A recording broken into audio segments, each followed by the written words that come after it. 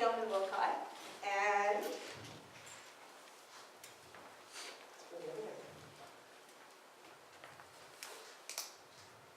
Keep going. I can see it. There we go. And some of my best friends are clowns. Some of my best friends are clowns. They are professional clowns. They work as professional clowns. It says clown on their business card.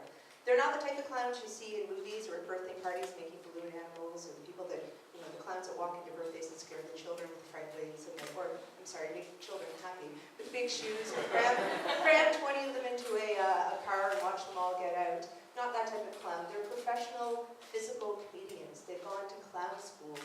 I know more people who have gone to clown college or clown school than I do people who have studied marine biology. They're happy, they're successful, they're relevant, they pay their mortgage as clowns, they send their children to school as clowns, they contribute to society as clowns, and that's what they do.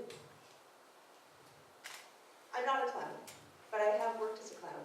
But no, today I'm the artistic director of a performing arts school here in St. John, New Brunswick.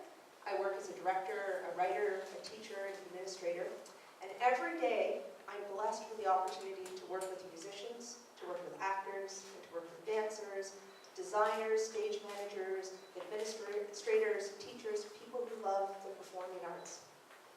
Now you'd think that my day-to-day life in my office when I go to work would be, I don't know, kind of like an episode of Glee, where everyone's up singing and dancing, the dancers are up on the tables doing pirouettes, we're having a business meeting, they bring out the guitars and start having a jam session, and then I do these long monologues about how wonderful life is to the camera. But that's more of a movie and TV. What my life actually is more of a work, a job, and sometimes it can be rather uneventful. And it's never clear to me how uneventful or sometimes mundane my job can be. That when I bring somebody, one of my students follows me or shadows me at work, or I have a co-op student, they think, hey, it's going to be like fame. And actually it's a little bit more like meetings and budgets and proposals and things like that.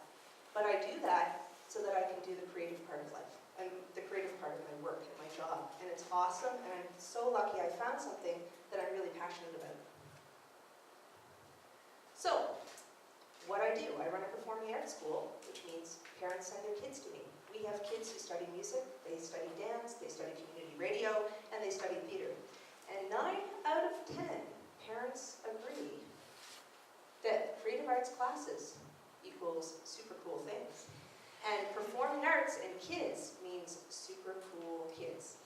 The kids come and they study music. Music nourishes the soul. It gives them a way to express themselves using their voice or using instruments.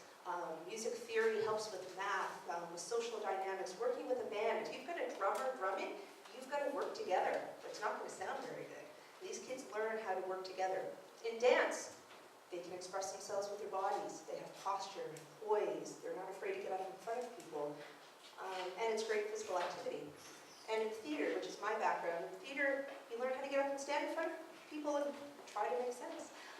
You walk in other people's shoes. You understand other people. You play characters. You tell stories. You make up stories. You tell your story. And these are really important things in life. And parents, like I said, 9 out of 10 parents agree that creative arts classes are a very important part of the world. They teach you self-confidence, self-expression, belonging. You understand pop culture. You get better grades, and there's friendships that are created. So every year I have parents, the same parents who have filled my filing cabinets and my inboxes and my email with letters praising what we do with the kids. The fact that we take shy kids and give them opportunities to grow into confident young adults. The fact that we give them a voice, they feel confident. All the great things that come out of creative arts classes and learning experiences. Well, every year I get calls, usually around the same time, when kids are picking up courses for university or college or what to do after high school. And I get frantic calls from parents. Help! Okay, what's that? There's something wrong with my child. Well, what? Sit down, calm down, I'll talk to you. What's going on? We can get through this. Well, my child wants to be a clown, or an actor, or a musician, or a dancer, or somebody who wants, they're a child who wants to continue the creative arts education outside of their childhood and become a creative adult. And the parents are really, really, really worried about this. Now, my parents were completely supportive of me going into the arts. In fact, for a while when I was about 17, I think I really freaked them out because I sat them down and told them I thought I wanted to be a lawyer. And they looked at each other and they said, oh, okay, dear, we'll support you. Oh, no, what are we going to do? She wants to be a lawyer. Okay, go to law school. Oh, no, she wants to be a lawyer. And then eventually I came to my senses and I said, you know what, I think law is great. There's great people out there that want to be lawyers, but I want to go study theater. They went, oh, thank goodness. So I packed my bags. I have a little battery here. I packed my bags and I went off to Dalhousie University. Oh, by the way, these are some of the things that parents tell me when they tell me that their kids want to go off and study the arts. There's no real jobs in the arts. The arts are not a real career, and the arts are irrelevant. Well, when I went off to Dal, I felt relevant because I was working with 150, 200 other young people who were as passionate about the arts as I was. We studied acting, playwriting, directing, design, stage management, lighting design. People made props. There was a whole costume studies department with people learning how to make costumes for films and TV and stage. It was fantastic. There was a whole world that I didn't even know about before I went to Dal. And our professors mentored us and guided us and let us know that we were the next generation of the arts and culture community in Canada. They praised us. It was fantastic. It was a playground. It was a lot of work, but we were very passionate about it. So in September of 1993, I was in my second year at Dal, and it was a sunny fall morning, and we were on our way to class, and we were told, no, don't go to class today. Instead, go to the auditorium. Well, the auditorium was the big theater in the Arts Centre. It was the place that we aspired to work. It's a place where the symphony played, and the big theater touring companies, the theater productions were there, and the symphony, all the different big arts organizations got to work in the auditorium. We had little studios that we worked at. Well, this morning in September 1993, we were invited to go into the auditorium.